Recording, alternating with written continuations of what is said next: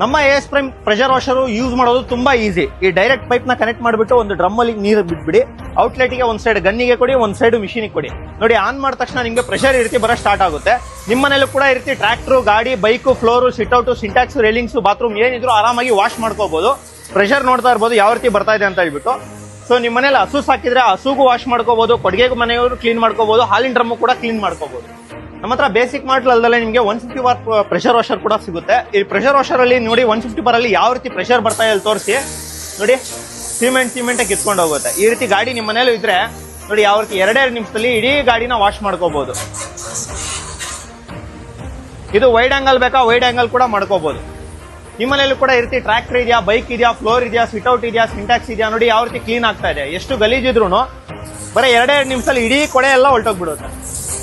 ನಮ್ಮಲ್ಲಿ ಬರೀ water wash ಅಂತಾನೆಲ್ಲ farming ಕೂಡ ಬರುತ್ತೆ, ಅದು ಕೂಡ ತೋರಿಸ್ಕೊಡ್ತೀನಿ ನೋಡಿ. ಸತಿ 2 ವೀಲರ್ ಫಾರ್ಮ್ ವಾಷಿಂಗ್ ಮಾಡ್ಸಕ್ ಹೋದ್ರೆ ನಿಮಗೆ 100 ರಿಂದ 150 ರೂಪಾಯಿ ಖರ್ಚು ಬರುತ್ತೆ. ಕಾರ್ ವಾಶ್ ಮಾಡ್ಸಕ್ ಹೋದ್ರೆ ನಿಮಗೆ 500 ರಿಂದ 600 ರೂಪಾಯಿ ಖರ್ಚು ಬರುತ್ತೆ.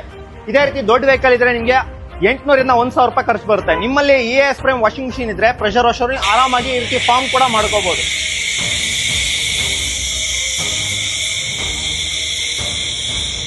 ಯಾವ ರೀತಿ ಸರ್ವಿಸ್ ಸ್ಟೇಷನ್ ಅಲ್ಲಿ ಫಾರ್ಮಿಂಗ್ ಮಾಡ್ತೀರೋ ಅದೇ ರೀತಿ ಸೇಮ್ ಫಾರ್ಮಿಂಗು ನಮ್ಮ ಪ್ರೆಷರ್ ವಾಷ್ ಅಲ್ಲಿ ನಿಮಗೆ ಸಿಗುತ್ತೆ.